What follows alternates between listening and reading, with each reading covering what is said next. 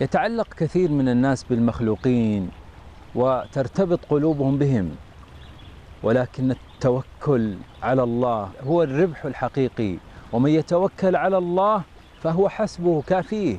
ولذلك يقول الله: وتوكل على الحي الذي لا يموت. التوكل على الله هي أن تفوض الأمر إلى الله مع فعل الأسباب. انظروا إلى المتوكلين عبر التاريخ. إبراهيم عليه السلام يلقى في النار لكنه يقول: حسبي الله ونعم الوكيل. موسى عليه السلام يقف أمام البحر، فرعون خلفه، ومع ذلك يتوكل على الله ويقول: كلا إن معي ربي سيهدين. ولذلك على الإنسان أن يفعل الأسباب ثم يتوكل على الله. توكلت في رزقي على الله خالقي، وأيقنت أن الله لا شك رازقي، وما يكن من رزق فليس يفوتني ولو كان في قاع البحار العوامق.